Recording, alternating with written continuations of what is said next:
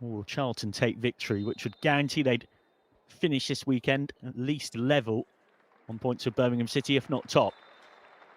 Moment to take a stand by taking a knee against all forms of racism and discrimination. Important this game is for all of us to enjoy, regardless of your identity. Off and underway with a cleverly taken kick-off. Little ball clipped forward. Won back quickly by Sunderland, who can try and build themselves as two of, statistically, the best defences in the division so far go head-to-head here. Sunderland have conceded just 1 goal in 4 games. Sunderland conceded just 3 in 4, beg your pardon. Charlton have conceded only 1. So these two have been very tight at the back. It's been a real cornerstone of their early season success. Fenton, speaking of cornerstones of success, she's certainly been one for Sunderland. So much experience from so much time in this division with Blackburn before then joining the Black Cats.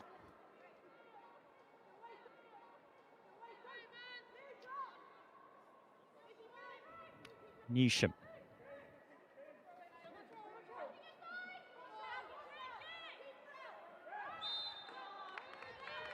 Just bundled over.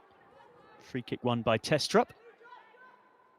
He will nominally play that centre-forward role, but she is the type of forward that does like to get into the channels wherever possible and even drop deep to link the play.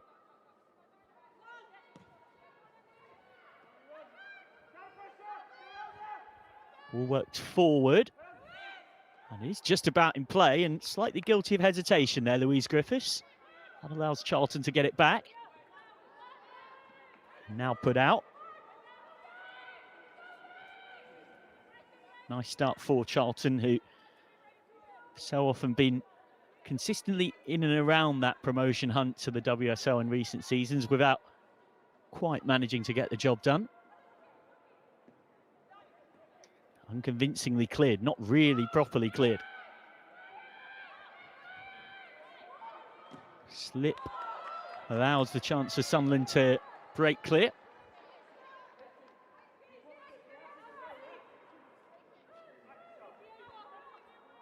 Well, these sides had plenty of goals when they met last season. There was 13 in the 2 games between them.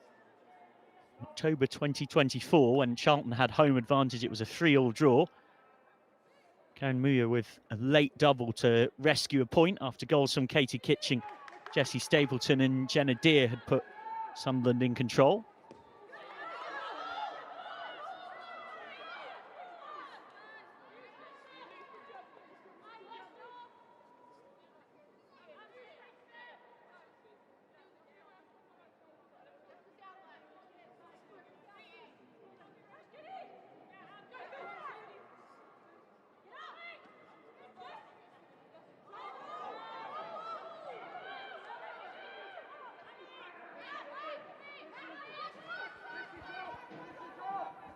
Interesting early doors, already getting a sense of how these two formations are going to line up against each other. Sunderland more of a 4-3-3 or a 4-2-3-1 and tend to defend quite narrow in that almost 5-4-1. Sunderland are a team that probably the two play with slightly more natural width as Griffiths wins the throw.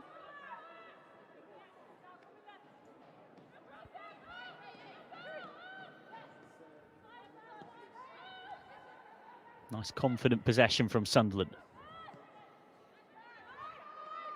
Clipped ball forward, wasn't a great one though.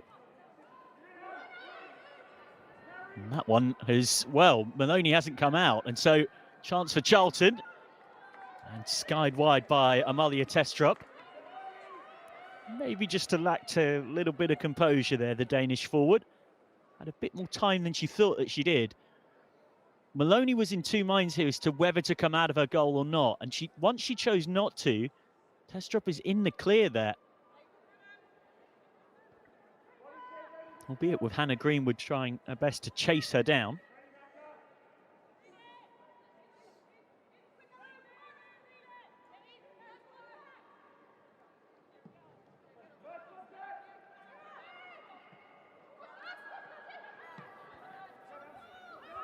Smashed clear. Might be another chance of Testrup to get in behind, but Maloney will come out and get that. Not only someone with a vast amount of experience. She left London City Lionesses in January, signing eventually for Sunderland in the summer just gone on a one-year contract with the option to extend further. First corner of the game. It comes for Charlton, who've made a solid start here, quietening the home crowd.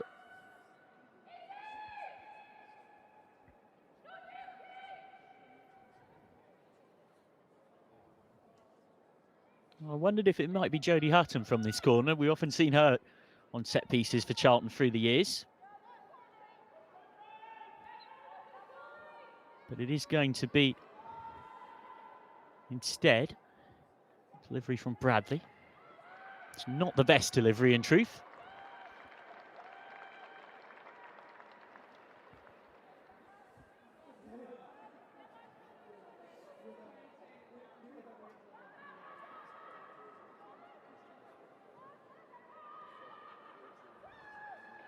Important challenge in there on Testrup, just to slightly slow things down, but now the cross can come in, deflected for another Charlton corner. Charlton, one of the longest tenured WSL 2 teams. Never played in the WSL, but they were very successful in the pre-WSL era. Originally Bromley Borough, then Croydon, and taken over by Charlton in 2000. Katie Bradley to deliver.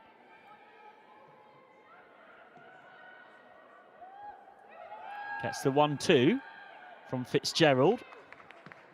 Headed away for now. And then whacked clear. And suddenly might be a breakout chance for Sunderland. Newsham is there to slow things. Now Fitzgerald.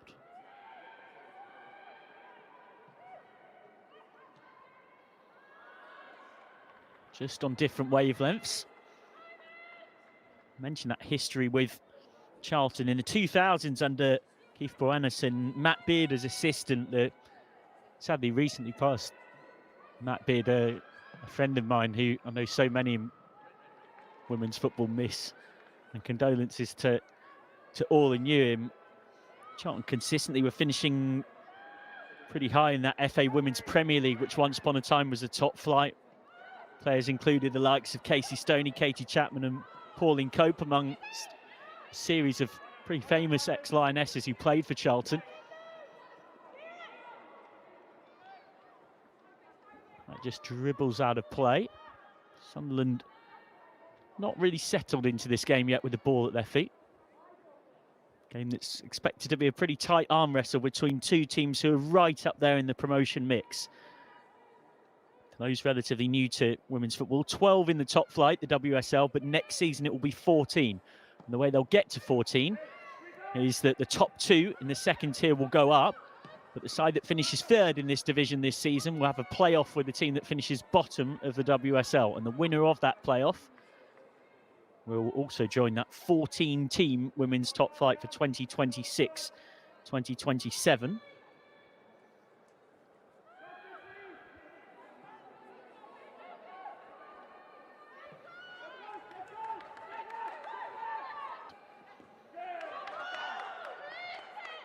Tackled nicely. Lou Griffiths, she's a bit of a veteran by the standards of how things can change so quickly at this level. She's been at Sunderland since 2017. One of their longest serving players, has been down with Sunderland and back up again. Past 100 appearances for the Black Cats on the final day of the 2022-23 season. A little while back now.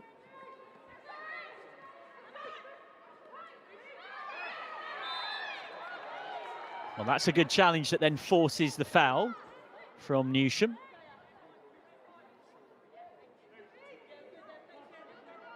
Charlotte Newsom, once upon a time at the Manchester United Academy, previously at Blackburn as well, before Blackburn, of course, lost their second-tier status. Scottish international too. And it comes from Fenton. Fenton's ball in, nodded down. First save of the game needed, and it was needed from Sophie Whitehouse. albeit a save that you would expect a keeper of her quality to make with relative simplicity, which she did.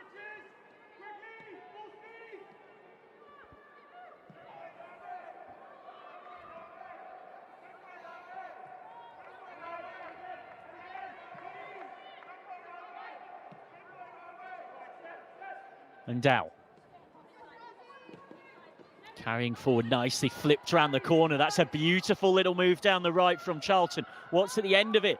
It's Newsham bursting forward. Good save initially.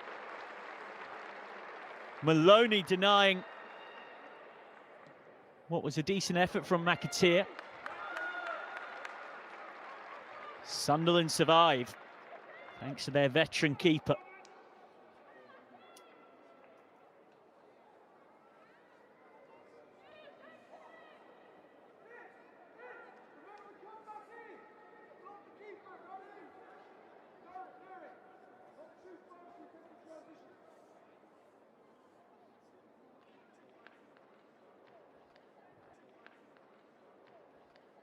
Charlton's third corner of the game. What can they do with it?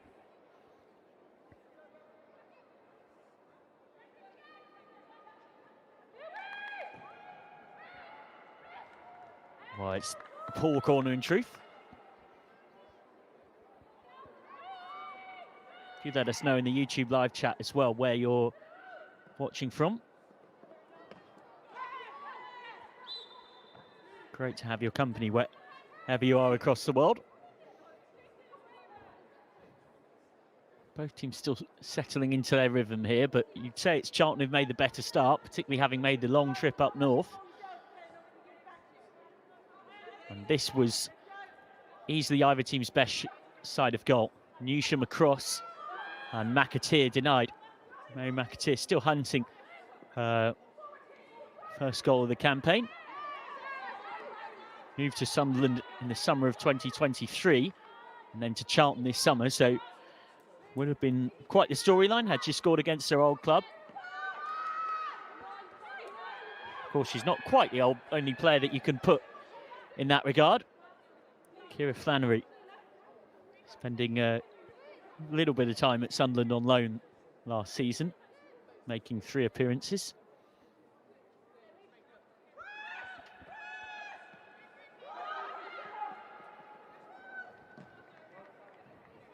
Ball to be won in midfield, and it's Sunderland who win it.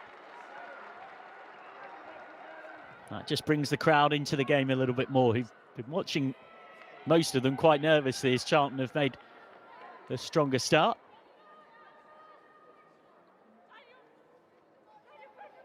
Mentioned Charlton regularly up there. Last season, Charlton finished 3rd in the division. 10 wins, 7 draws, and 3 losses. If they could repeat that kind of form this time around, then they will be right up there. Of course, 3rd this season would get you into that relegation promotion playoff. In the 23-24 campaign, they were 2nd. They missed out on promotion on the last day of the season to Crystal Palace by 1 point. Consistently up there and in and around the promotion battle that is only hotting up more and more as time goes on. You think of the teams that have joined the Championship in recent seasons. Newcastle coming in and not afraid to spend well. London City Lionesses, of course, going up. Nottingham Forest have come up into the division this season with real intent and purchasing power. McAteer is down.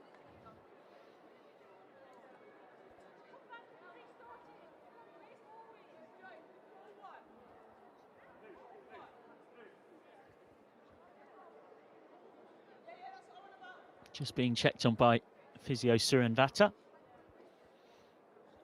Hopefully nothing too serious for Mary McAteer. Came through the Aston Villa Academy, had a breakout time of things when first on loan and then permanently signing for Coventry United in what was their relegation season, but it gave her a lot of valuable second-tier experience. And then a couple of seasons at Sunderland before moving on to Charlton. Scored 7 goals in 38 league appearances for Sunderland and is a Welsh international too, McAteer. So it would be a bit of a loss to Charlton if she had to go off. Seems pretty determined to continue, though. It was her first time shot that almost had Charlton ahead in this one. And if you're of a squeamish disposition, maybe just look away for a minute or so. McAteer doing the necessary to do her best to fight on.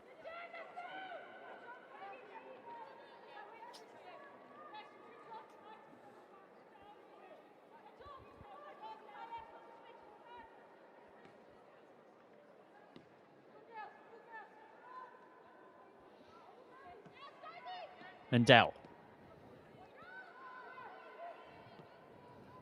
Really important that Dow, Pearson, Skills, who are three centre-halves who are all naturally quite good on the ball, are courageous in bringing the ball out to try and break that press.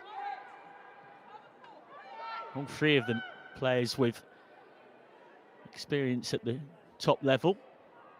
Little ball in behind was looking for Testra, too much on it. Too much on it.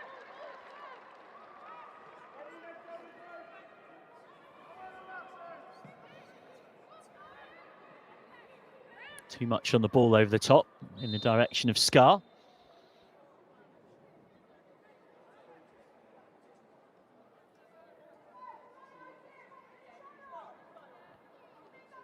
I think there's an issue with the ball. It's not quite pumped up enough for the referee's liking, so referee Amy Kerr getting rid of that one.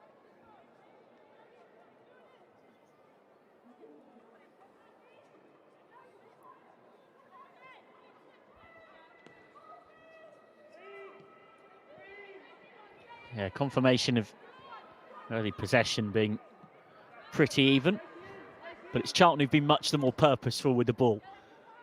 Forward by Endow. Not really dealt with.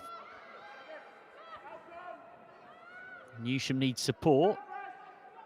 Duel won by Griffiths. Ball forward wasn't quite held up.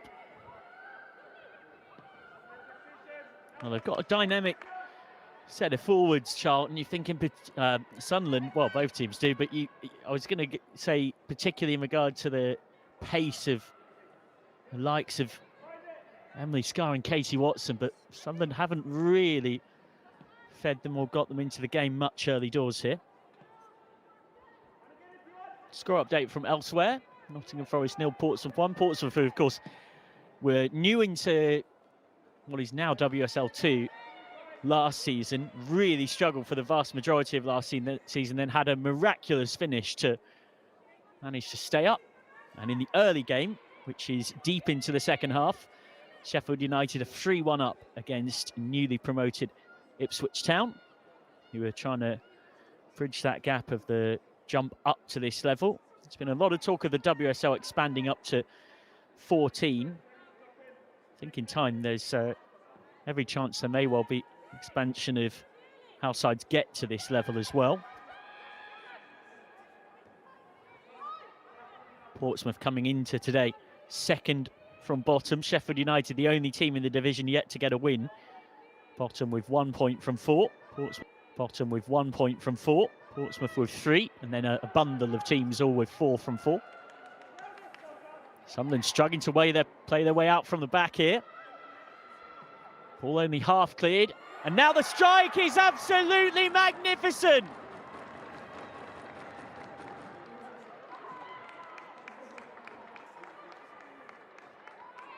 Charlton in front.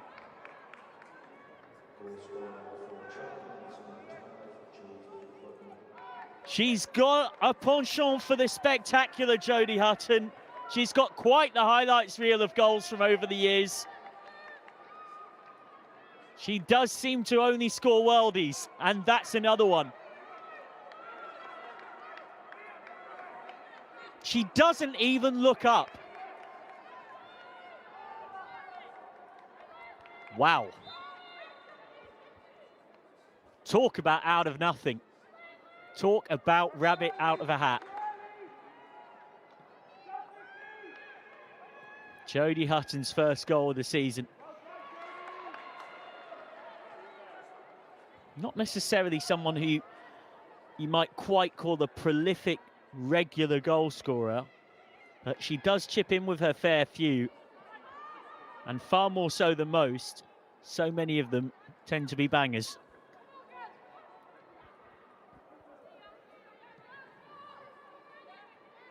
Hutton, someone who you want when you're trying to get promoted from this division. She's been part of 2 squads to win the WSL 2 title in her career. From her time at Aston Villa, Bristol City, has also been at Sheffield United. Scored 7 goals for Charlton in the league last season.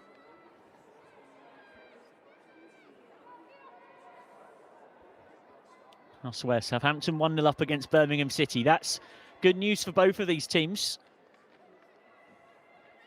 Birmingham City start the day as the only side above this pair in the table, with Charlton in 2nd and Sunderland in 3rd.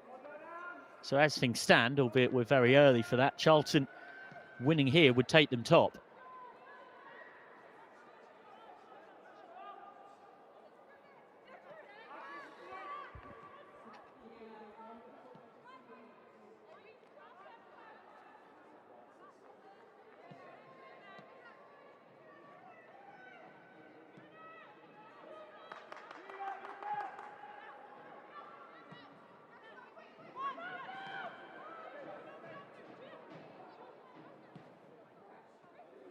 Well, whilst the goal itself came slightly out of nothing, on the balance of play, I think even a Black Cat themselves would be hard-pressed to deny that it was somewhat deserved.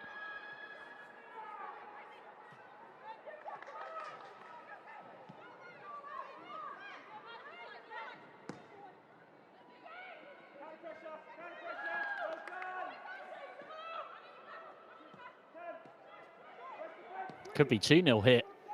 Lovely crossfield ball. And it's Hutton again. Saved by Maloney this time. And smashed clear.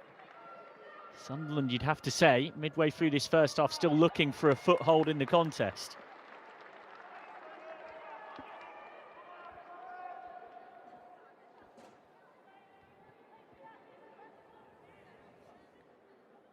Got a fierce left foot, Hutton. And we saw earlier, it's a lovely goal, almost floated into that top corner on her right.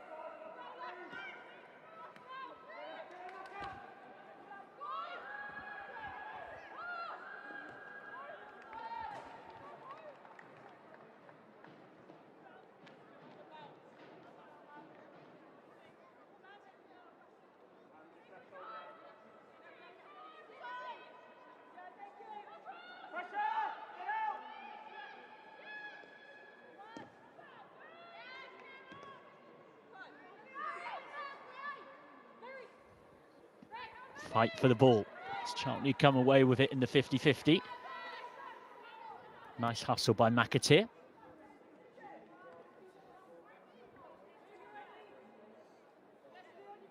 Mel Ray, Sunderland boss, right since March 2017. I mean, crikey, when you think of how much women's football's changed since then, that's an eternity.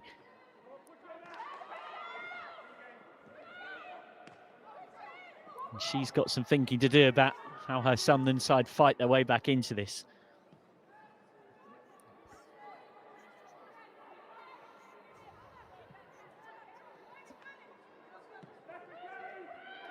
Of course, I mentioned how long Mel Ray's been in the job. She's the longest serving manager in WSL 2, and Karen Hills of Charlton is the 2nd longest serving. Sliced clearance. 3-1 shots on target. That tells a story that reflects what we're seeing so far.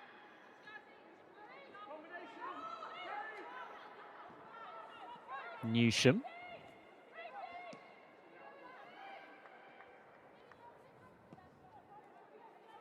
Kicked across by Skeels.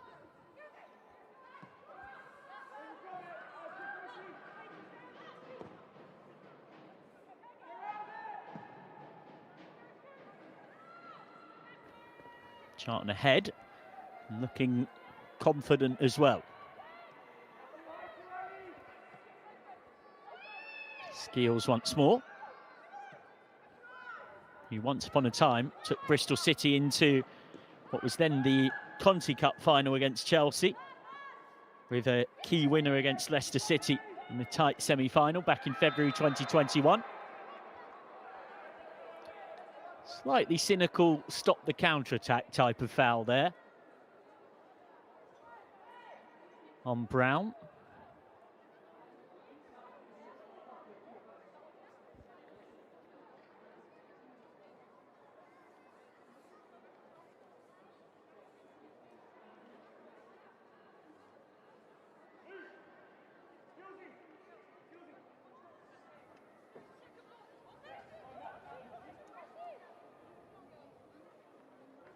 Brown up on her feet, which is always welcome to see.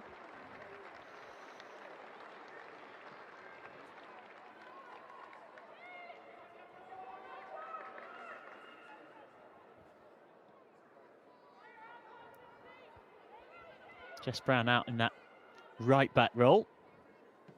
Sunderland's default tending to be that back four, and then Tash Fenton will drop in as the so-called third centre-back in possession. That was late on Dow.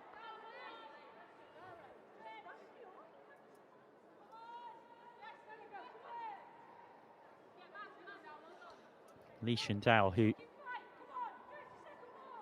was loaned to Coventry United once upon a time, was part of their great escape to find a way to stay in the second tier a few seasons back in 2022.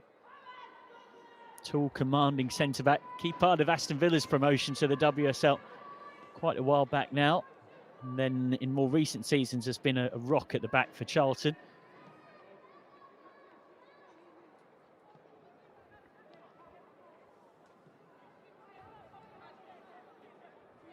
It seems defensively Sunderland are quite happy. We haven't seen it all game really to press that back three of Dow, Pearce and Skeels.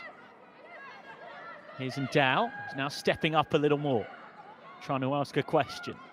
Newsham.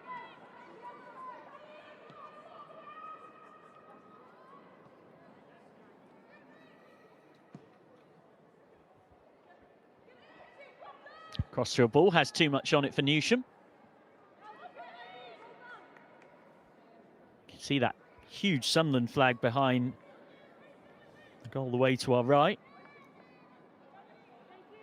You get that particularly when playing at Eppleton, the flags, the chants among the loudest in WSL 2. Some fanatical support. It's part of a campaign that you might call Away the Lasses, if you're of a Sunderland persuasion. Of course, Away the Lasses also a podcast and website that's well worth a look. I was having a read on there earlier this week about a manager's dream, the engine that keeps Sunderland going, of Tash Fenton. Right now, Sunderland have got to find a foothold in the game. And that doesn't really help. It's just cheaply conceding possession, hitting it straight down the throat of Pearce, who can try and get Charlton going again. And Dow. Charlton side as well, the vast majority of which have been together for a few seasons now under Karen Hills, have often been close to promotion up to the WSL. Newsham. Little flick round the corner. It almost ran for Newsham. Not Maloney's best clearance.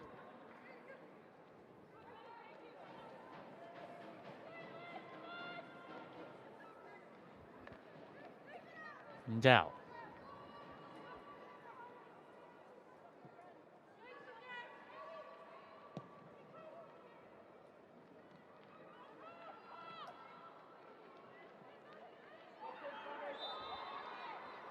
Free kick to Sunderland.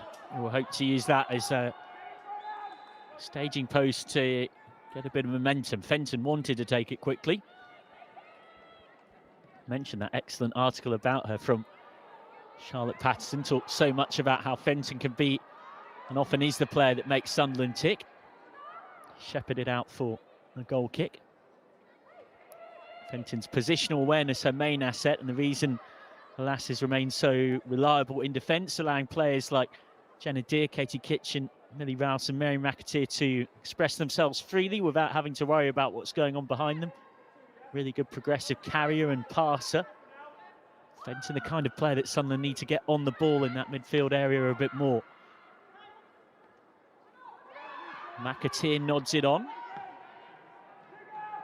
There is Fenton. That's an intelligent pass out for Brown. He's got a lot of room and can cross halfway. Not a bad ball down the line. It doesn't quite work. And even if you hadn't actually seen what's happened on the pitch in this first half an hour or so, you can largely tell that Charlton have been on top by how relatively quiet this home crowd have been.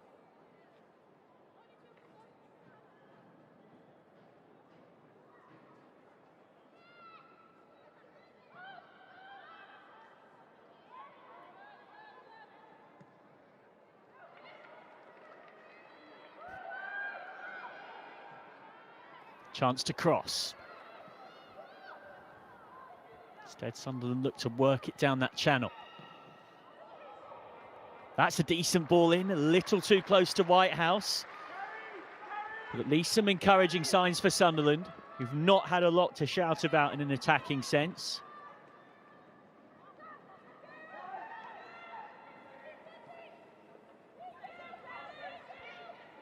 Newsham, who's seen a lot of the ball down our side this right flank.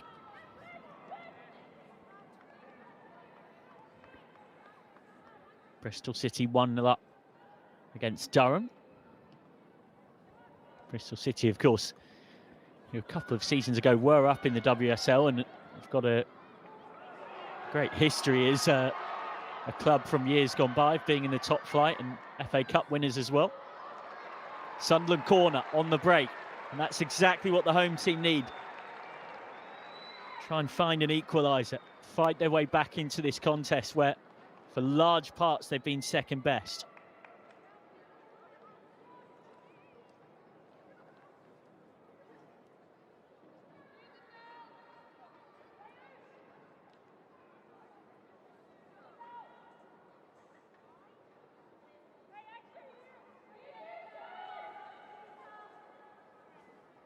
Eight to aim for in the box in red, white and black. It's a decent corner towards that far post. Couple of good headers from Endow. Now both Endow and Rhiannon Roberts down.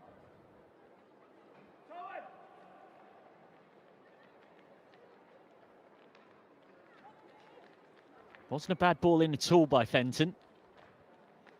Just needed a more committed runner really attacking it at the back post. Physio's on for both sides. You're both looking to build on excellent starts this season. These two both undefeated in the league. Birmingham City, the only other side who are yet to lose in this early part of the league campaign. Let's have a look at the goal that separates the sides. A nonchalantly brilliant strike from Jodie Hutton. Just watch, she doesn't even really look up until she's actually struck it. She just gets the ball, has a sense that she's about to be closed down, and just side foots it on her right. Quite magnificent bit of work from Jodie Hutton, something of a veteran of the second tier of English women's football from that time with Aston Villa, Sheffield United, Bristol City and now Charlton. Has played a few games in the Women's Super League from 2020 to 2022 with Aston Villa, making 21 appearances in the top flight. It's Hutton's goal here that is the difference. She scored a couple against Charlton in this equivalent, against Sunderland in this equivalent fixture last season, which was a quite extraordinary game. Charlton won 4-3. Ellie Brazil, now of Southampton, got a double. Meanwhile, Tash Fenton, Mary McAteer And also Jones were on target for Sunderland in a game that was frankly chaos. Charlton were 4-0 up at one point, and Sunderland nearly completed the comeback. McAteer. Just wonder whether that delay might work out quite well for Sunderland. I know they're down to 10 temporarily with Roberts being off, but just a chance to tactically regroup. Have a reset. Of course, Dow is off as well, so it's 10v10.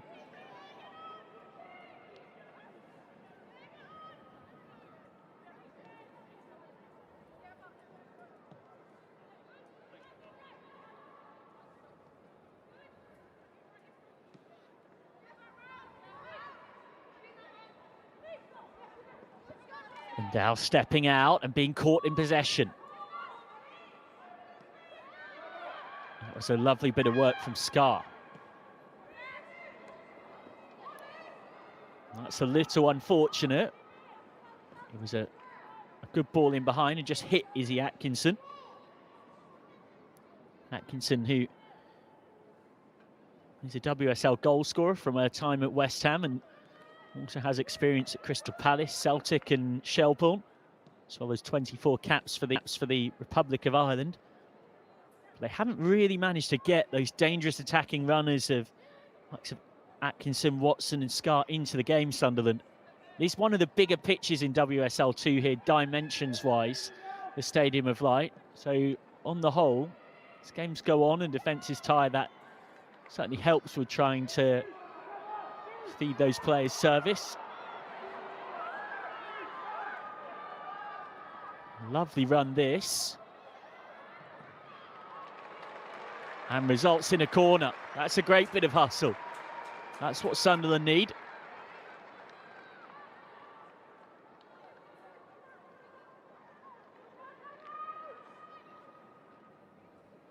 Buccaneering run forward by Watson. Fenton will come across to take the corner.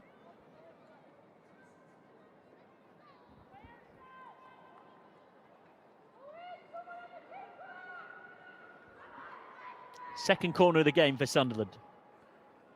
What can they make of it?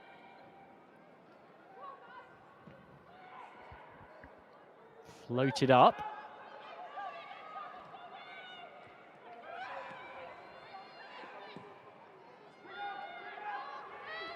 And they've really lost their momentum here, Sunderland. Almost ending up all the way back with Maloney. All over the top is into a really dangerous area. There's rightly a hand in the air and a thumbs up in appreciation for it.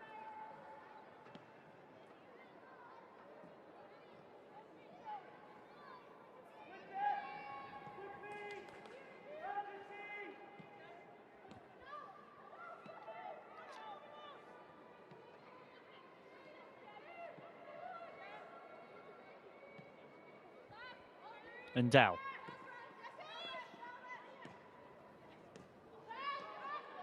Again, great move up the right from Charlton. That's been a theme of the day. McAteer. Not a bad cross. Hutton did briefly bring it under control. Miscommunication at the back from Charlton. All's well that ends well. But never something that you want to do, letting a long ball forward like that bounce.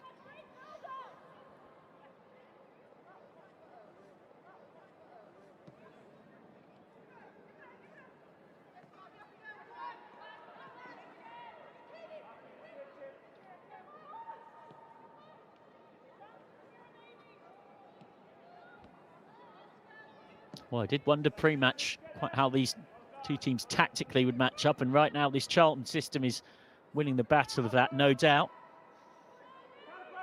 Those wing-backs of Newsham and Hutton have seen plenty of the ball, and McAteer in particular in that front three has really posed a threat against their old team. Game is somewhat bypassed her team's midfield. Thinking to do for Melray, who played most of her career for Newcastle. She's Alan Shearer's cousin. Sunderland, of course, traditionally a big development part of women's football, as is the North East region. So in some senses, it's no surprise that we're now in an era with Sunderland, Newcastle and Durham all in the second division and well represented. It would be no surprise if some of them ended up in the WSL soon. Newsham just running out of room. 20% of the Euro 2022 Lionesses squad were developed in Sunderland. Beth Mead, Lucy Bronze, Demi Stokes, Jill Scott. In the current Sunderland squad, 7 are ex-academy, and 5 starters in their game last time out against Southampton were developed in the North East. You think of also, over the years, once upon a time, the likes of Steph Horton, Lucy Staniforth, and Jordan Nobbs as well. In that longer history. Testrup wins the corner. And right now it's Sunderland with questions to answer.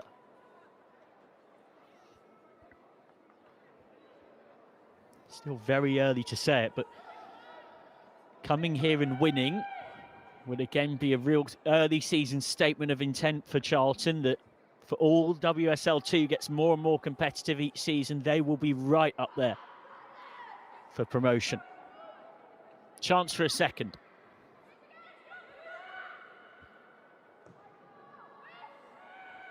Towards that far post to McAteer, whose touch was slightly too heavy to allow her to shoot, and suddenly Sunderland have a chance on the break. Just cutting inside. Crucial challenge. But still Sunderland come. A little too much on the through ball, and Charlton can breathe a sigh of relief.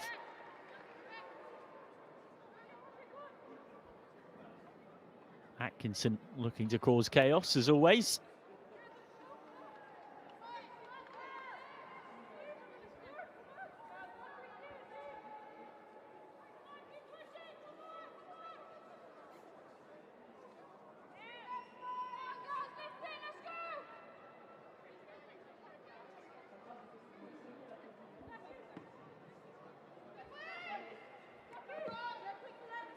Not the best goal kick. Not what Charlton needed from Sophie Whitehouse. He's had a pretty quiet half of things after a regulation early save. Whitehouse, who got WSL Save of the Season last year for her 95th minute save against Newcastle. Experienced 28-year-old who's been at Birmingham City, Bristol City and Spurs, amongst others. Rare time this game we've seen Sunderland on a high press, and it's worked well for them here.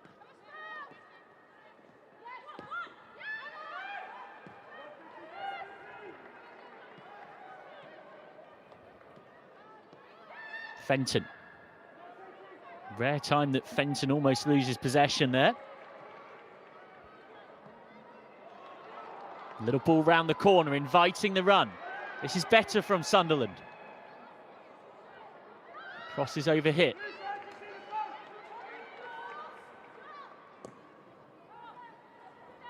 Smashed long, but nowhere near Testrup.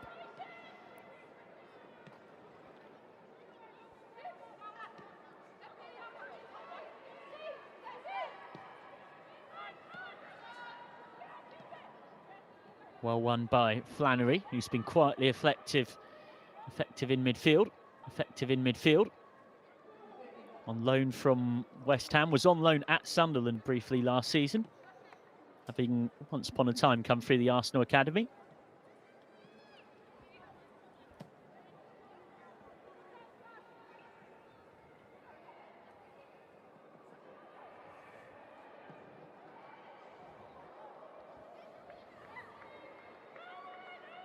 Wide on the chance forward.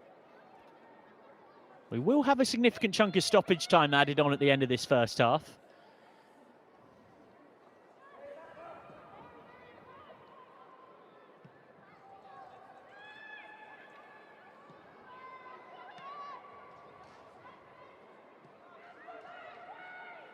Just seen one statistic. Successful passes in the final third, 31-12 from Charlton.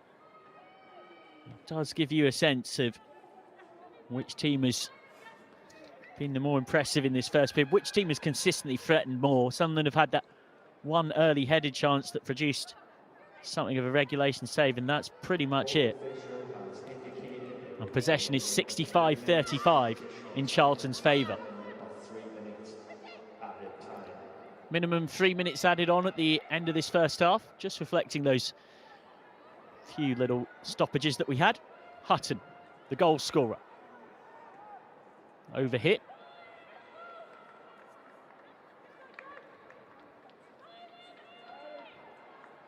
I mean, it is the kind of half that you wonder, particularly with the way football has changed since COVID, moving from 3 changes to 5 available to these head coaches, and the greater degree of flexibility that that gives, whether we may now see Mel Ray even think of a substitution or two at the break, just to try and change the dynamic.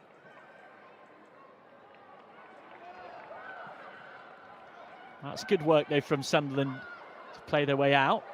And Dow's flick only hands the ball back to the home side.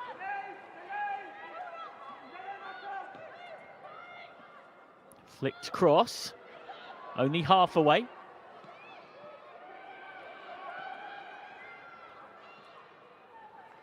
And pushed out of play by Gracie Pearce.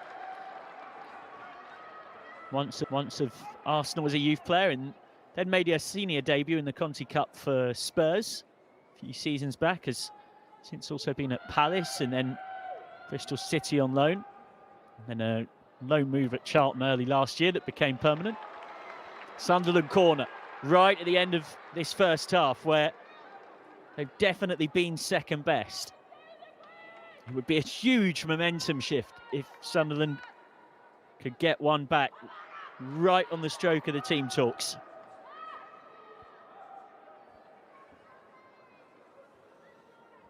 Against this Charlton side, have been so good at the back this season. They've conceded just once in 4 games before today. Corner's a good one. And Whitehouse was not certain, with a lot of players for company.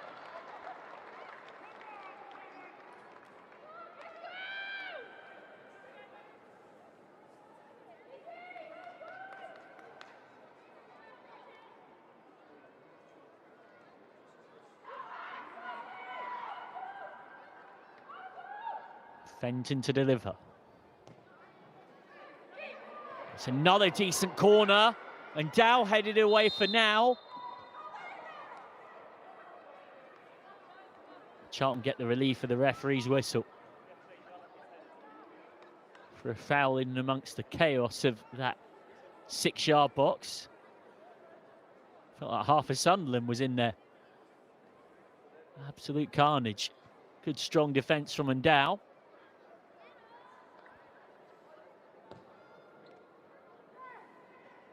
So we're into sort of overtime in stoppage time, really.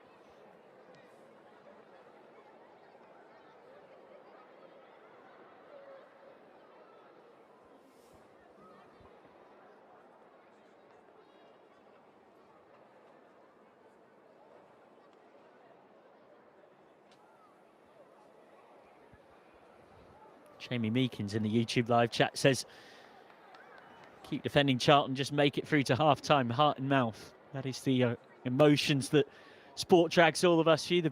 The beauty of it is the unpredictability. Certainly been a strong start from Charlton in this one. And I think even the most passionate, vehement Sunderland fan watching would not deny that Charlton would deserve their half-time lead. I say that as your commentator, who is very much strictly neutral, just calling it as I see it. Hutton heads off. As per protocol, she has to come off before coming back on. Suren Vata, the Charlton physio, busy once again.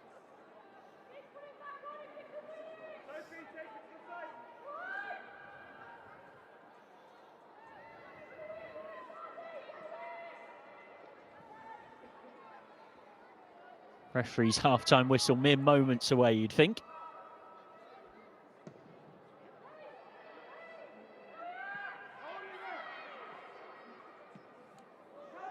All the way forward from Whitehouse. Not convincing from Hannah Greenwood.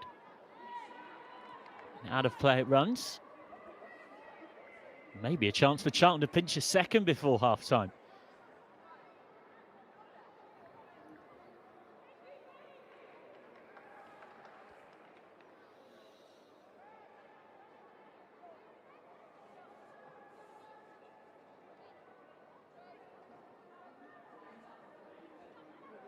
Hutton's throw.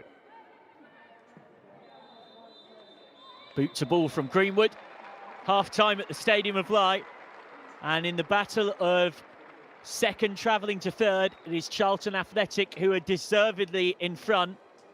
Jodie Hutton with her first league goal of the season, having scored 2 away at Sunderland last season. It's her super strike on that right foot, nonchalantly into the top corner. It means that it is the Addicts who are ahead, having dominated possession and chances in this first half. At half-time here at the Stadium of Light, it's Sunderland 0, Charlton Athletic 1.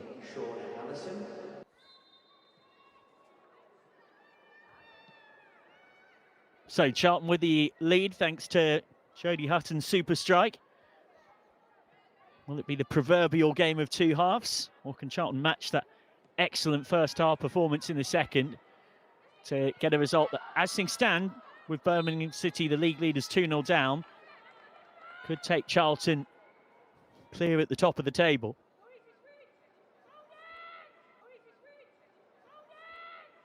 Charlton would move on to 13 points. Birmingham City have 10. Sunderland would be left on 8, so it would open up a 3-point gap early doors for the Addicts over Birmingham in second.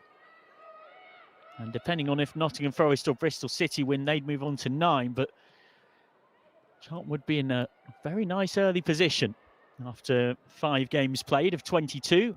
With it only being a 22-game season compared to certain other competitions in women's and men's football that have longer league campaigns, places even more emphasis on each fixture.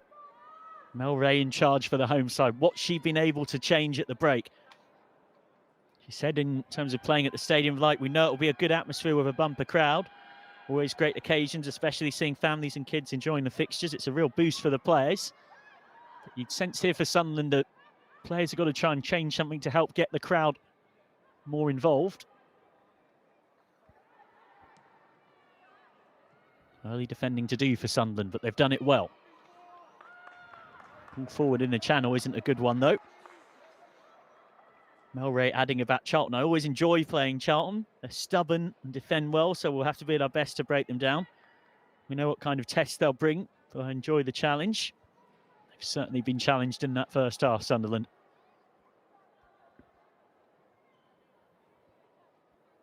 Goal elsewhere, Bristol City, who've just gone 2-0 up against Durham.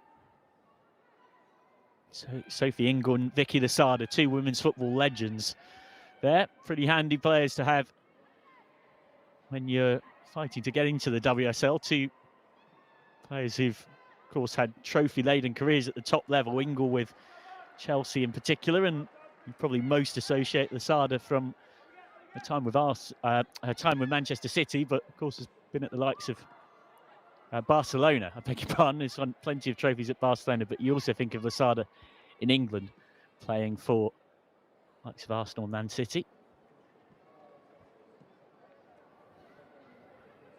It's Lasada's goal that means Bristol City are 2-0 up there. And again, the likes of Ingle and Lasada playing in the second tier, just further demonstration of how far the level has come in this second tier in just a few seasons. It wasn't that long ago that by no means every team was full-time professionals, and those days are now very much done.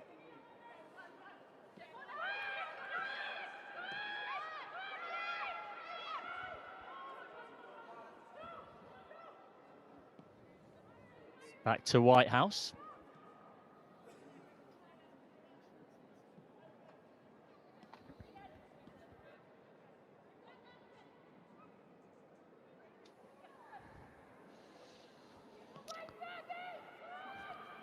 and out.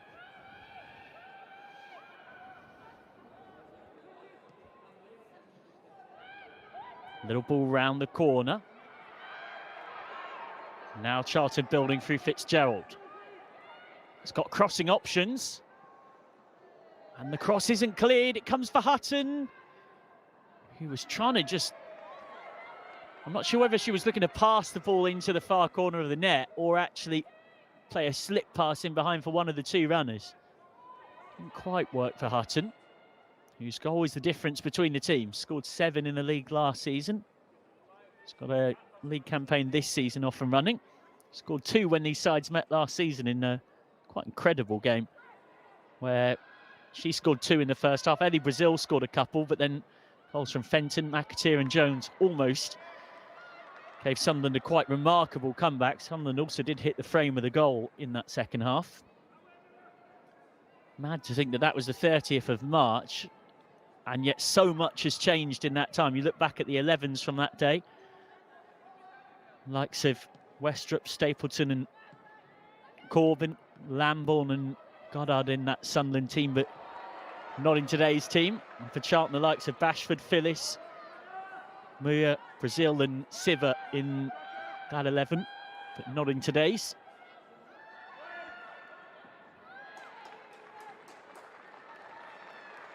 Hurriedly cleared out.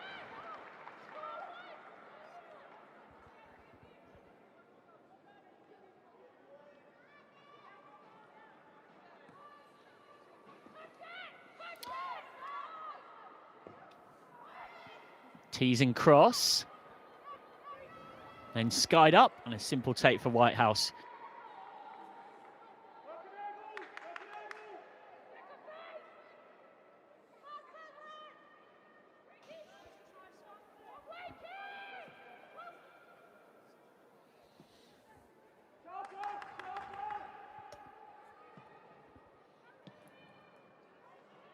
Goal elsewhere, and it's one that Sunderland fans will take some consolation from, albeit I'd much rather see their side kick into gear a bit. Crystal Palace of the WSL last season, of course, having got promoted to it for the first time a couple of seasons ago. Like a lot of teams struggling with that step up. Palace now back in WSL 2, and they are 1-0 up against Sunderland's big rivals, Newcastle. Albeit, in talking about that, don't forget about the derby with Durham as well. Katie Kitching scoring the winning goal in the River Weir derby on the 19th of September. That's not a bad ball in, and just wide. A rare sight of goal for Sunderland. It was Izzy Atkinson flying in there to try and finish it.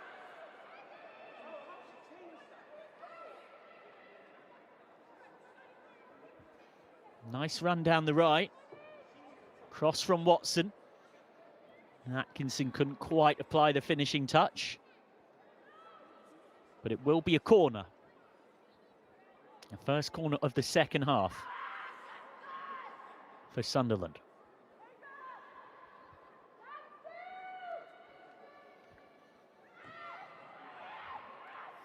In it comes. Nodded just over. For a goal kick, to the disappointment of Katie Kitching.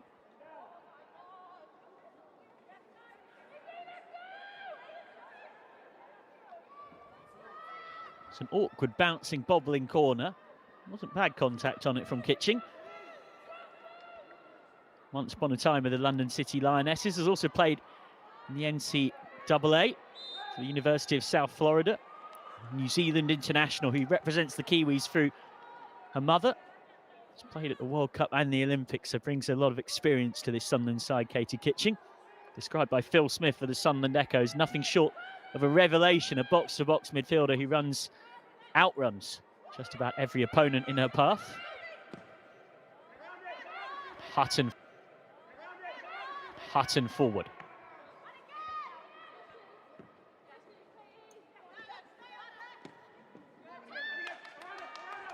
Charlton on the high press.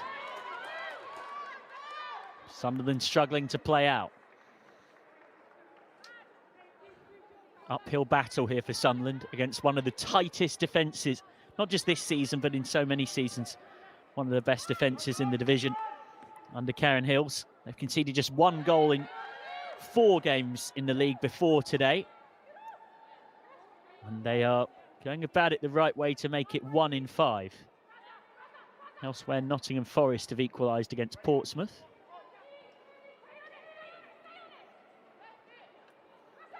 Did get a bit of a pasting in the League Cup, Sunderland. 5-0 losers to Liverpool on the 24th of September.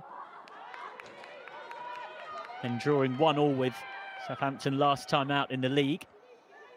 But on the whole, it has been a pretty positive start to the new season for the Black Cats. 4-0 win at Sheffield United, a 2-1 home win against Durham, and a 1-1 draw against Birmingham City at home. And some of you might remember Birmingham City came so close to promotion last season. They ended up in a promotion showdown on the final day at St Andrews, a raucous St Andrews. It was a privilege to commentate on that. What an advert for WSL2 football. Final day of the season couldn't have been set better. Birmingham City needing a win to go up. London City Lionesses needing a draw. It finished 2-2. Both these sides want to be in that promotion shake-up. Charlton right now far the more convincing, you'd have to say. No foul though. Maybe a platform to Sunderland to finally build something. Atkinson does get the pass away. This is better from Sunderland. Thought of shooting for a second. Now will Charlton do what's needed. 10 minutes into this second half.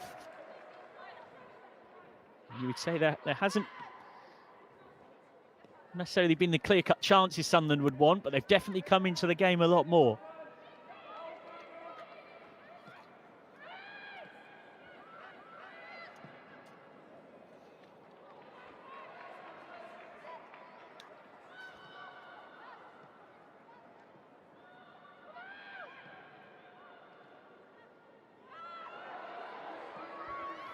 Urge to shoot. Came off and down on the way through. Sunderland with 60% of the possession in this second half.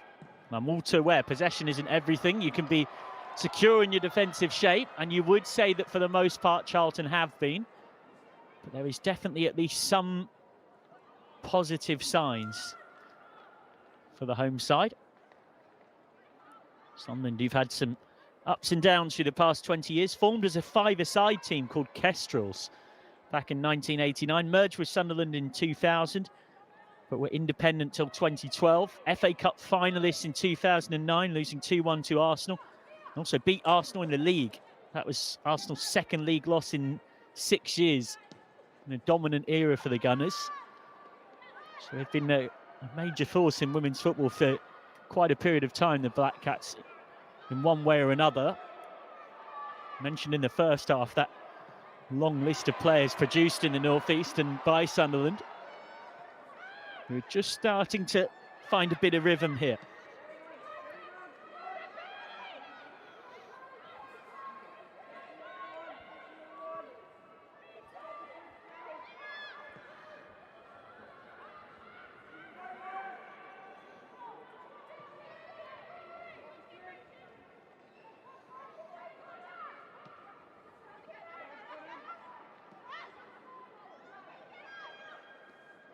Brown has room to roam, just couldn't quite nick it past Bradley.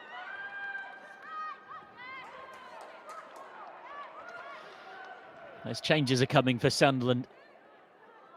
I can see in front of me, and I'm not too surprised. In fact, part of me is surprised that Melrose wasn't tempted to make some level of personnel alteration at the break after what was a disappointing first half for the home side. Might even be a triple change, I think. All to be confirmed shortly. To be confirmed shortly. Cross has just too much on it.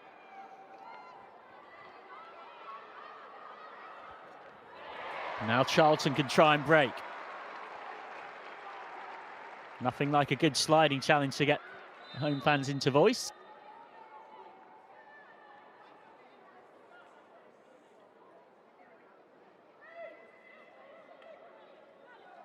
Here come the cavalry for Sunderland.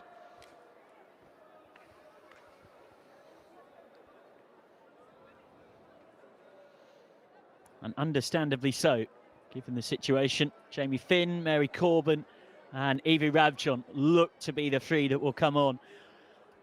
I would have thought, based on tactics and personnel, it might well be Jess Brown, Louise Griffiths. It might be the two of the three.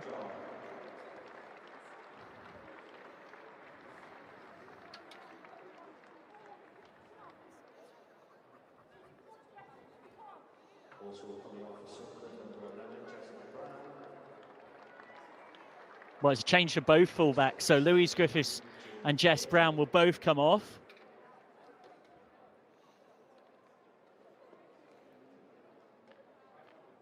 Wonder if it's a change of system from Ray, or it's just a change of personnel. Time will tell on that front. She's certainly given plenty of time for the free coming on to make an impact, though.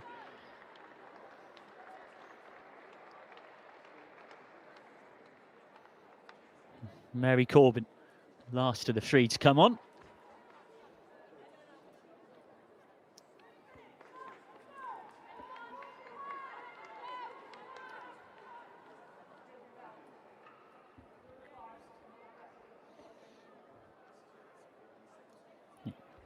Evie Rabjon, the Manchester United loanee. If they can get her on the ball, she definitely will be the kind of player that can make things happen. And then I wonder, Finn is a very versatile player, so I'm intrigued to see quite how Ray uses her. We're back three here.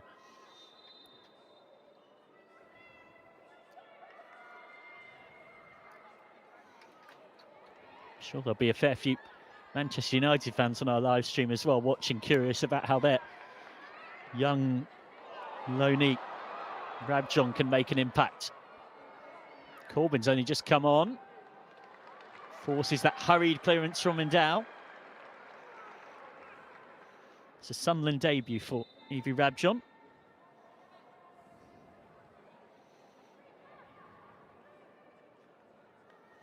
Nice confident start from Mary Corbin with that run.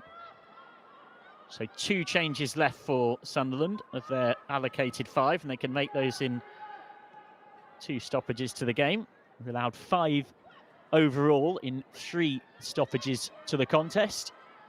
And if you were to make one at half-time, that doesn't count because the game is already paused. Durham have got one back against Bristol City. And Sunderland get one back here. Definitely more encouraging signs in this second half. But the concern for Mel Ray will be that despite having a fair bit more possession and territory, visiting keeper Whitehouse has still not really been tested.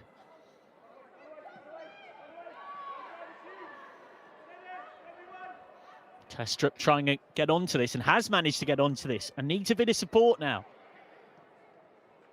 Ball wide for McAteer wasn't quite right.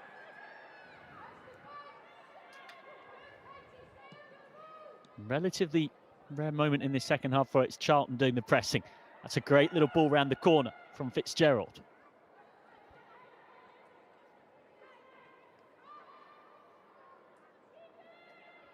And Charlton find what would be a sucker punch of a second goal. Free kick in a dangerous area, that will certainly help.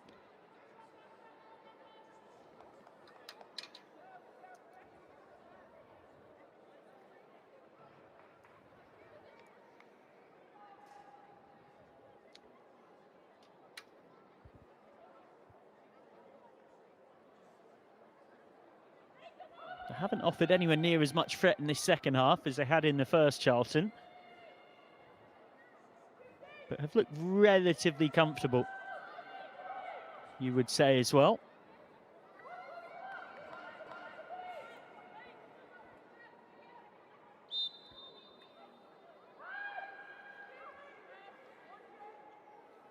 Set piece chance. And it thuds onto the bar. So close to 2-0 for Charlton. Jodie Hutton. I mentioned after that first goal, she only scores worldies. Well, this was nearly another. On that left foot, Grace Maloney was well beaten.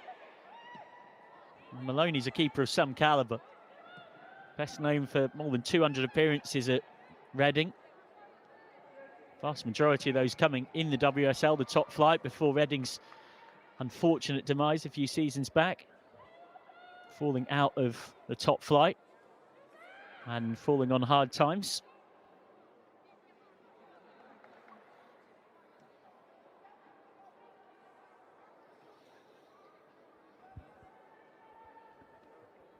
Charlton will be all too aware of what is potentially at stake. Albeit, of course, far too early in the season to be necessarily keeping up with live scores, but I'm sure if Charlton win this one, they'll become quickly aware afterwards that Birmingham City have lost as well.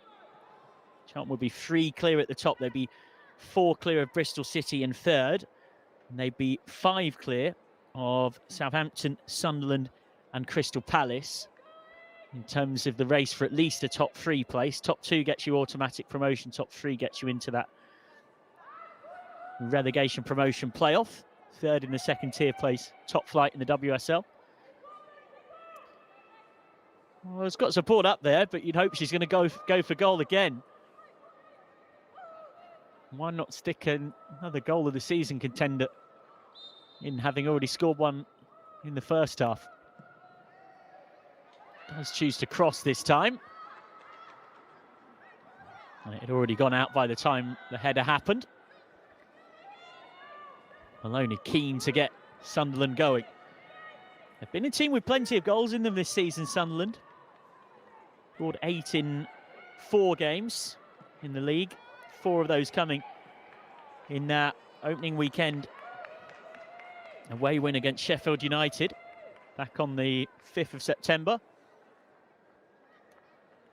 Atkinson, Roberts, Scar and Kitching all on target.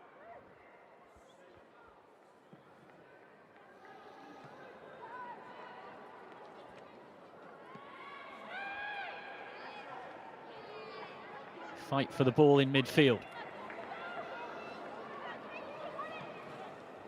And Dow back to Whitehouse. Sunderland have got to make all the running. Intriguing to see as and when Karen Hills goes to her bench, because she's seen Sunderland make this triple change. But just looking in front of me, I think there are changes coming for Charlton soon. It looks like Karen Muir, dangerous attacking player, and Gillian Kenny are ready to come on soon.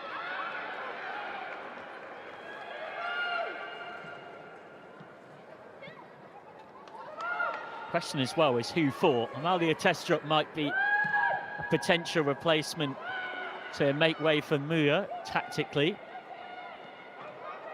And in terms of who makes room for Kenny,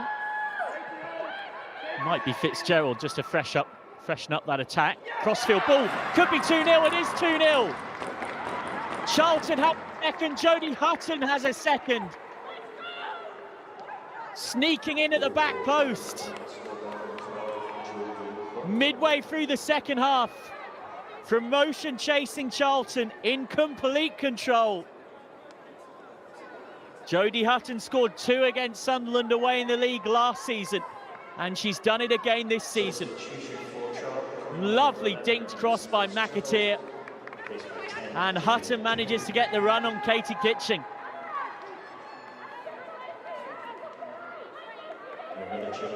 Well, now Charlton will make those changes, and it's going to be Kenny and Muir, as mentioned, to come on, and it will be Amalia Testrup, the Danish striker, who signed from Bristol City, also has experience at Roma, PSV, West Ham and Liverpool, to make way. Muir's a different type of player to Testrup, will offer a different threat. And Kenny will come on and provide fresh legs as well.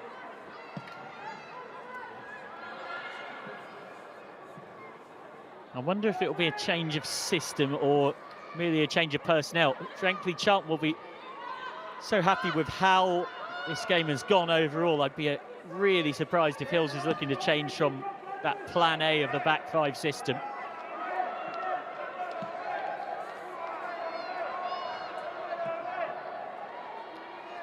Newsham gets in there and manages to win it.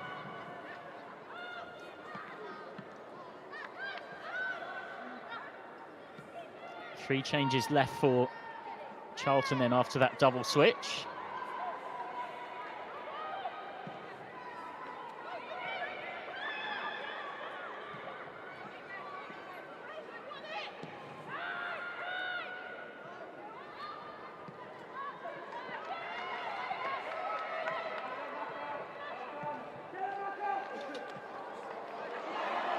Suddenly a chance for Sunderland on the break, but as has all too often been the case when those little slight openings have come, Sunderland haven't been at their best in that final third to exploit them.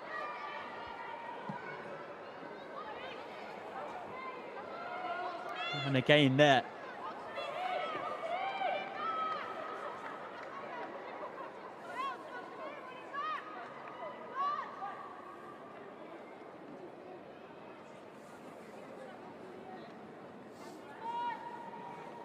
Charlton have the box seat. Melray's Sunderland needing a response very quickly. Charlton third last season, second the season before. They were always going to be in and around this promotion hunt.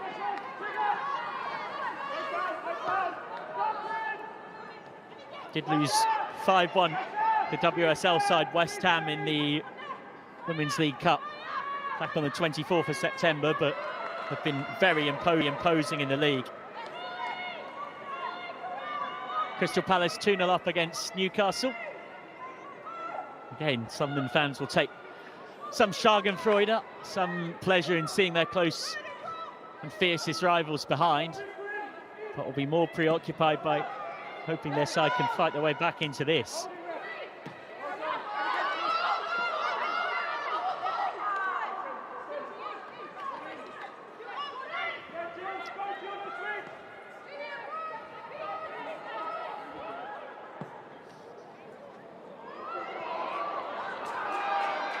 All over the top for Corbyn, who has 4 in the box, 5 in the box to aim for. Loses the duel though, and then a frustrated foul from Mary Corbyn.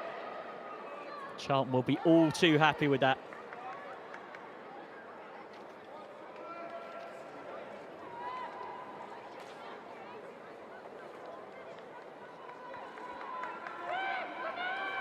It's worth remembering that whilst it came down to that promotion showdown between Birmingham City and the London City Lionesses to go up on the final day last season, Charlton were right in that mix.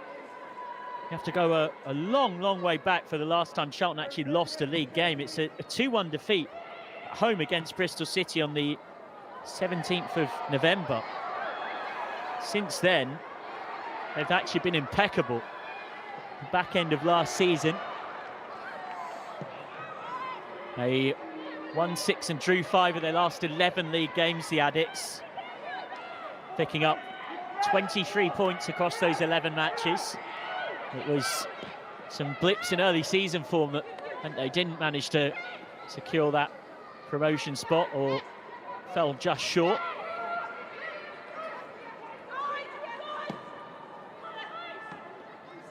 Indeed, if Charlton go on to win this one, they'll be unbeaten in their last 16 league games.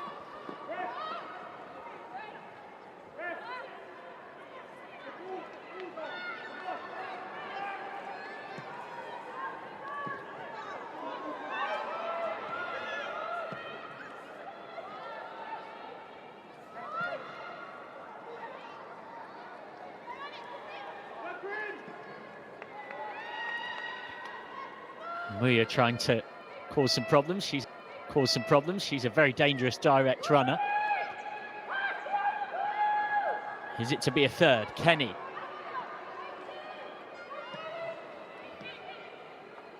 Bradley gives it away. Well, third, it wouldn't quite be over. You can never quite say that. Charlton were 4-0 up at half-time in this fixture last season, and Sunderland came back to make it 4-3, but it would be a heck of a route back.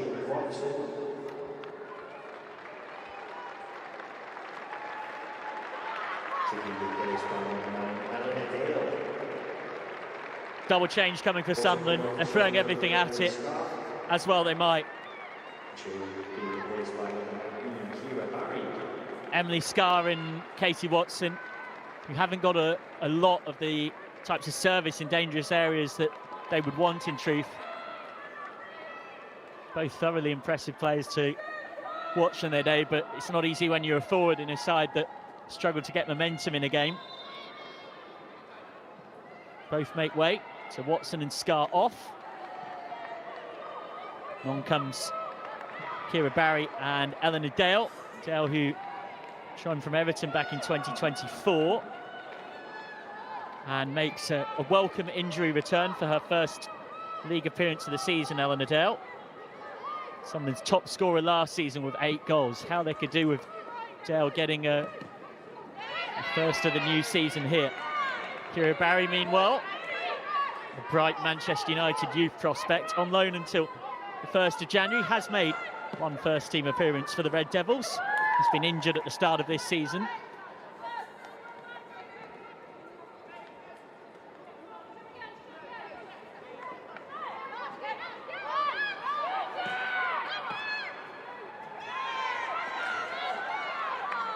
Well, for all, Sunderland have had more of the ball in this second half. You wouldn't say that Charlton defence have looked particularly exposed. And as things stands, it will be 1 goal conceded in 5 games for this Charlton side this season.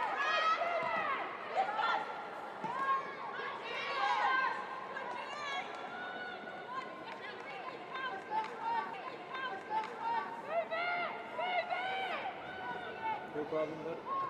No problem.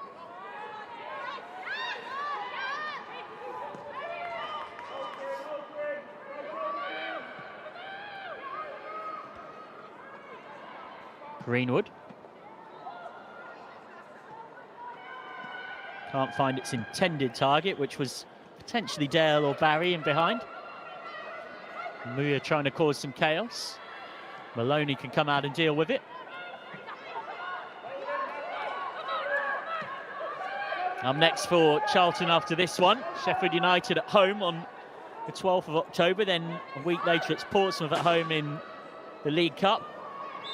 And November involves a big one in the early season promotion shake-up. Birmingham City away, that's one to keep a date in your diary for, the 2nd of November. And then Southampton at home on the 9th, and then back into League Cup action on the 12th with Brighton away. Bristol City at home on the 16th, and then back into League Cup action to finish November with Southampton away. So a very busy November with those 5 games in it after that international break in late October that will take a couple of weeks out.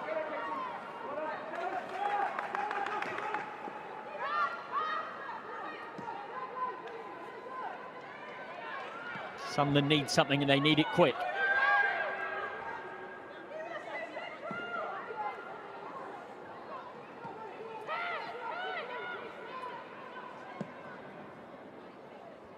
Crossfield ball is a good one. Maybe something here, but the offside flag denies Corbyn the chance to dream of what she might be about to create. Sunderland could just find something from somewhere here. Could really lift these home fans and set up the proverbial grandstand finish.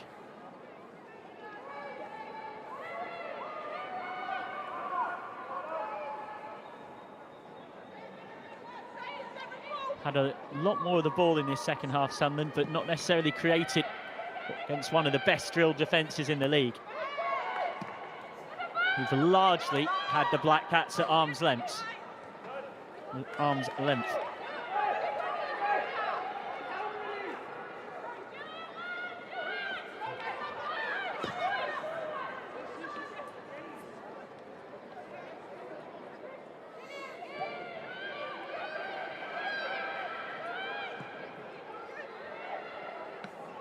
Flips ball forward, very easily cut out. And then caught, to the home fans and players' frustration.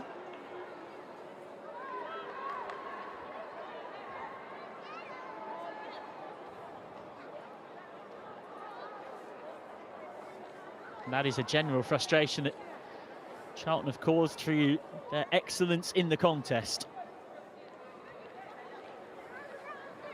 Sunderland heading for a first league loss this season.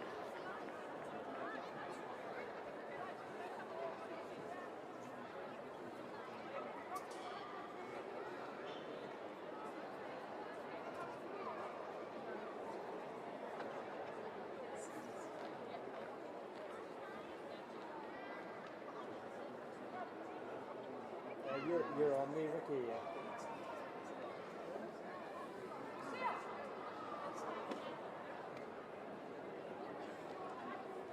And this seems to be quite a serious injury, judging by those reactions, which is sad to see.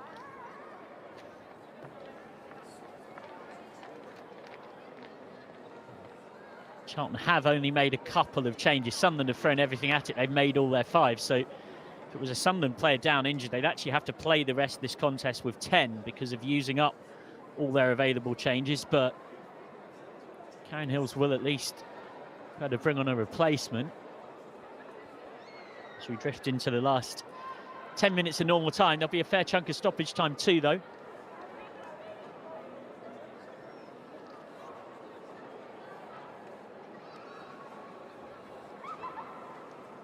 Up next for Sunderland after this, it's Crystal Palace away on the 12th of October, then Sheffield United at home in the League Cup on the 19th.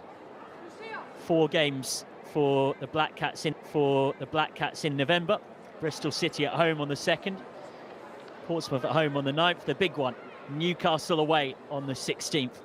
And then on the 23rd, Durham at home in another derby. Let's take a look at the 2 goals that are the difference in this contest. First from Jodie Hutton, with seemingly not looking up much, not much backlift either.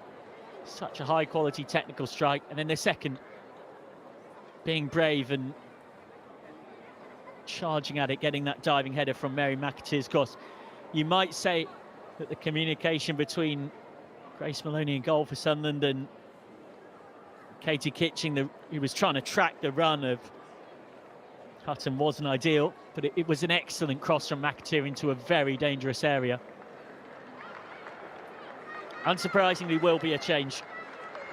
Lucia Lobato, the Irish-American who joined Charlton this season from Olympique Marseille, having previously played in the League of Ireland for Galway and in the NCAA for Akron and Racing Power in Portugal as well. Set to come on, UK being her 5th country, or 5th place to have played football in. Making her home now in England with Charlton. Lobato set to come on for her 2nd appearance of the season, as this is sad to see. Nice touch from Whitehouse alongside the Charlton physio, Suren Bhatta, who's been busy today. All of this time will be added back on, of course. And the captain's armband being passed on by Kira Skeels as well. You just hope that this injury doesn't prove to be as serious when scanned and assessed in the cold light of day as it looks at the time. That's all we can hope. For Skeels, the Bristol City youth team at once upon a time joined Charlton back in 2021, has risen to be captain, very experienced for a 23-year-old. Lucia Lobato on now. Charlton have 2 changes left up their sleeve after that sub.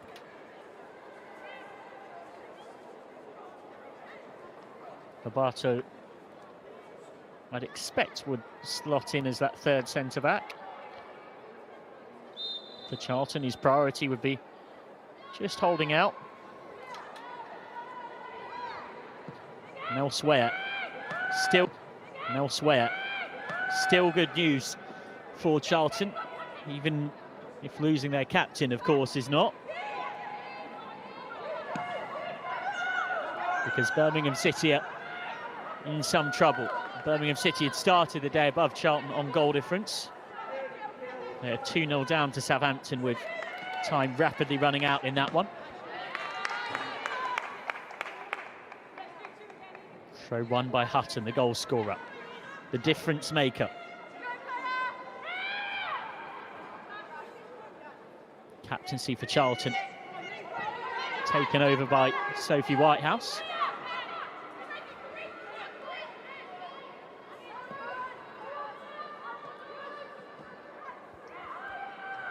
I can see a couple of Charlton fans in the YouTube live chat already saying we are top of the league. Always got to be careful in sport to let things play out. Still a little way to go here, and there will be a fair bit of stoppage time, but it does look like things are heading that way. Certainly can't blame the visiting fans for their enthusiasm. This is the kind of result, if they hang on to it, and the type of performance as well from Charlton that can go on to help define a season of promotion, coming to a near rival and comfortably being the better side across the piece. It's worth reminding you, Sunderland have still had just one shot on target all game. That was a relatively harmless early header that was a simple save for Whitehouse.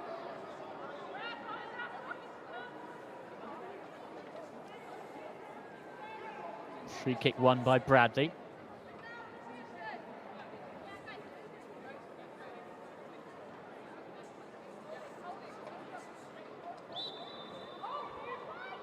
Hutton to deliver. She's so good from set pieces and dead balls. Forward by Hutton. And it's kept alive in there, put out for a corner.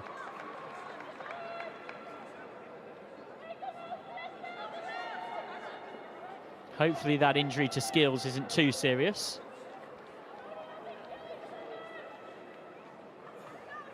Hutton trots across to take the corner. She's been so impressive today. She's been so impressive today, as she so often is. Bit of a veteran of that second tier. Has got WSL experience as well, but she's been part of 2 WSL 2 promotion-winning seasons.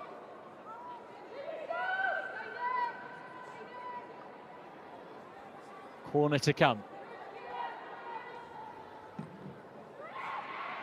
It's a lovely corner. It's just begging for someone attacking it, coming round the back at that far post, and no one quite was.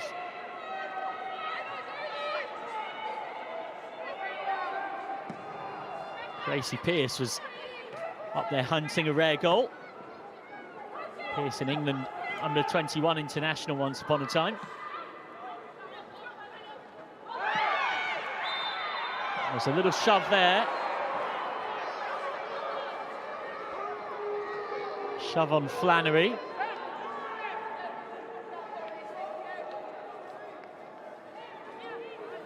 Sunderland running out of time to rescue themselves.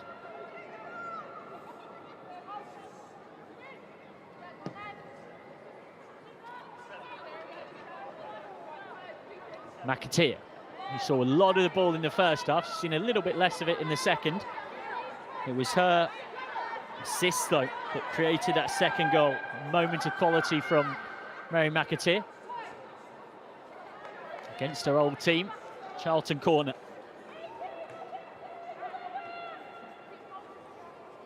Bit of bad news elsewhere for Charlton, because Birmingham City have got one back at the start of stoppage time against Southampton. Albeit, if Birmingham City draw and Charlton win, Charlton still go top. They'd just be 2 points clear rather than 3.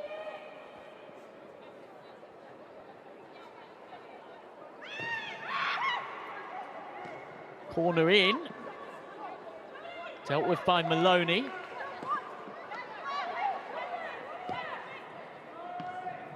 Here comes the cross, skewed away. It's another corner.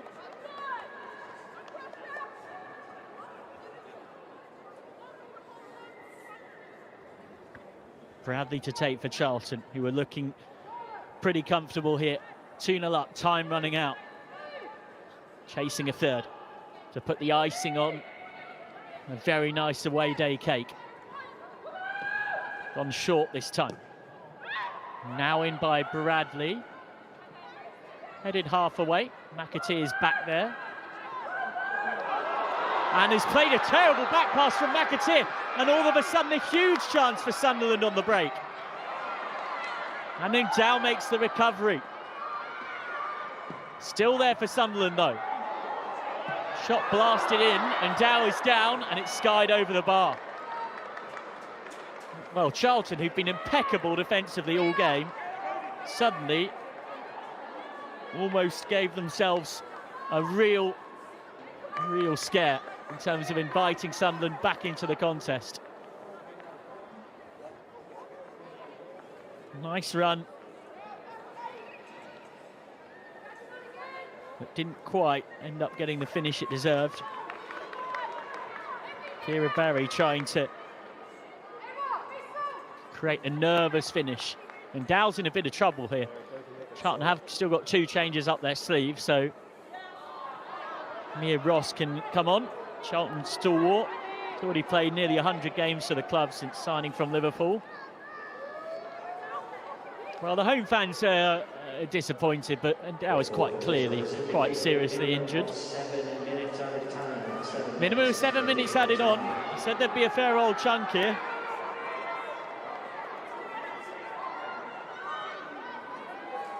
And Dow is just saying to the referee here, look, it's clearly quite a serious injury. Emma Bissell might well come on as well. Bissell, with once upon a time, likes of Everton, Bristol City and Manchester City. She's also played in the NCAA for Florida State before joining Charlton in January. So Bissell's never seen Charlton lose a league game. Charlton's last league loss back in November of last year. And Dow limps off. Dow, part of Villa's promotion to the WSL a little while back. And a really impressive rock at the back. So if Charlton come through this with a win, I think the biggest concern will be the injuries. They've picked up along the way to those 2 impressive defenders, Alicia and Dow and Kira Skills.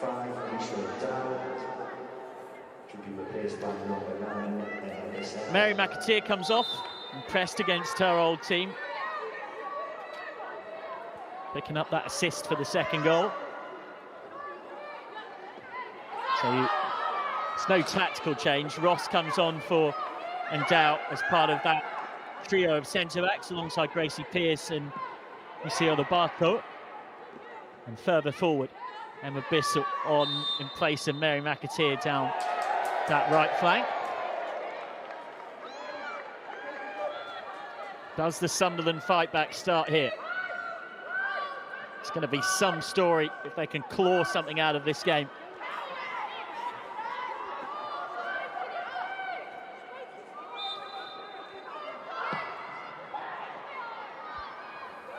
Decent cross, but a harmless header up. Whitehouse can gather.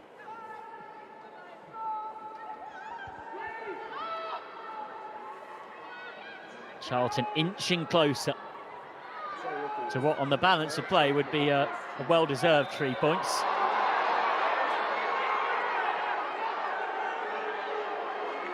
And that will just ebb the clock away a little more. Charlton 1-0 home winners against Crystal Palace, 2-1 winners at Durham. Goalless draw with newly promoted Ipswich. They only dropped points this season so far. 1-0 win at Newcastle, last time out in the league. It's a very nice league record that will be 13 points from 15 in just a few minutes' time, bar something extraordinary.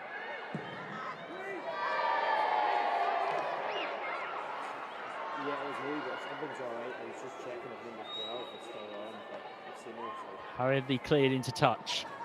We'll get well past 97 minutes here because due to that injury delay for Dow and the double sub, we'll be into injury time on injury time.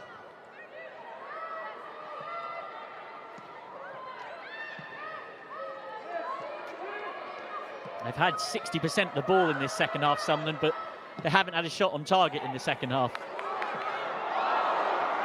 And still haven't had a shot on target. Smashed over the bar. Not an easy technique there for Emma Bissell. You've just come on. That's fired in towards you. That would have been some goal for Bissell. He said, when you look at Charlton as a team and its history, it's a really big club. I'm excited to help build and create good memories here. In fact, beg your pardon, of course, that was Eleanor Dale. Dale, formerly of Durham and Middlesbrough. Sunderland's top scorer last season with 8 goals. Got that penalty that helped get her on to a decent scoring run.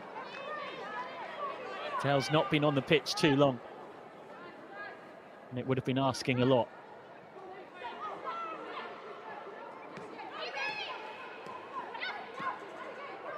Plenty happening elsewhere. Goals starting to fly in as games head more towards their conclusion. It's finished Crystal Palace 2, Newcastle 2. Newcastle fighting back to get a point there, to Sunderland fans' disappointment. Nottingham Forest have fought back to win 4-1 against Portsmouth, and Bristol City have seen off Durham by 2-1.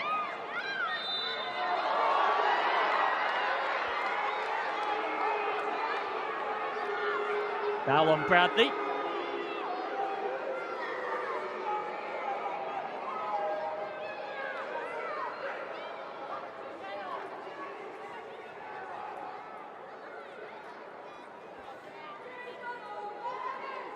And it's another set-piece chance for Charlton.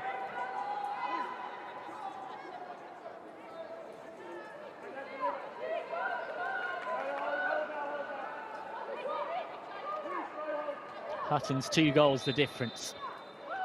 Even she won't be shooting from here, despite her excellence from long range. Hutton's ball in is a decent one. The header was tame though.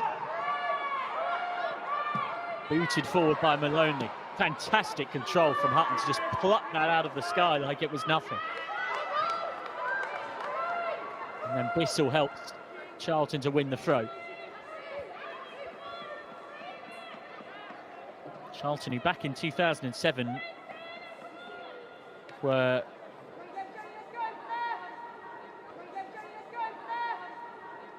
split up by the club due to lack of commercial viability after the men's team relegated from the Premier League. The club was reconstituted by the Community Trust, rebuilt at the 3rd tier, got promotion back into the 2nd tier in 2018, and Charlton stalwarts of the women's 2nd tier ever since. But performances like this can get them dreaming that this might finally be the season where they get promoted.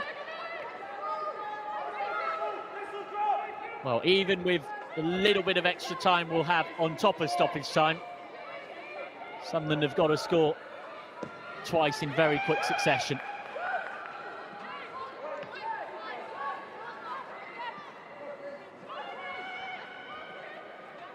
Birmingham City have lost 2-1 against Southampton.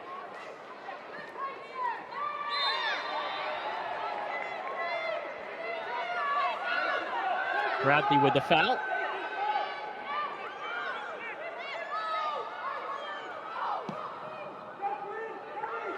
Switched crossfield. Sunderland will drop to 6th if this result stays as it is, behind Southampton on goal difference, with Bristol City and Nottingham Forest having gone past them with victories. More Sunderland frustration. Fenton's face a picture of disappointment from that, on a day that has not been Sunderland's.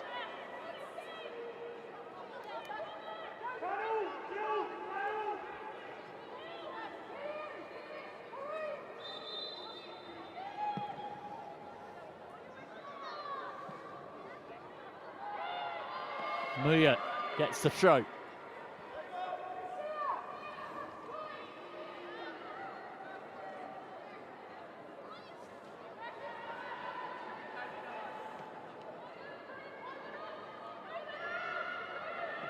Wood loses out, but Sunderland going nowhere with it.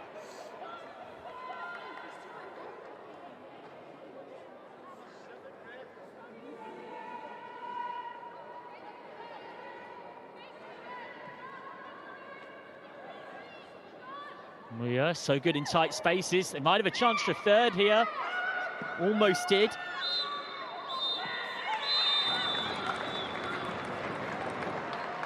A magical day at the Stadium of Light for Charlton Athletic and Jodie Hutton.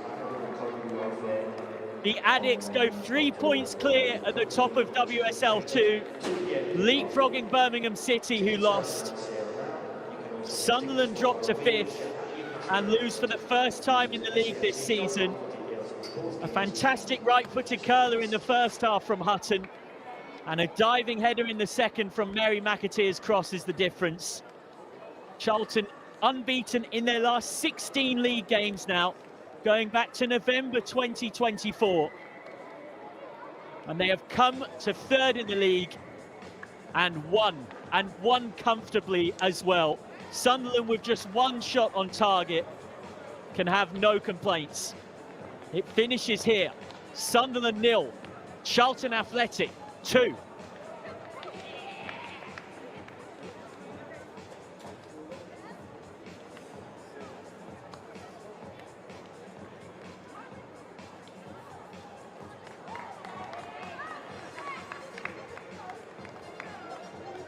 Well, across the piece,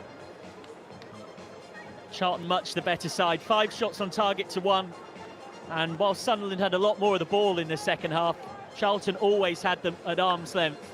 And Karen Hills' side have 13 points from a possible 15. They've conceded just 1 goal in 5 games this season. All the signs are there that they might finally make it through and get promotion to the WSL. Early doors, it's Charlton who are 3 points clear at the top. Sunderland 0, Charlton Athletic 2.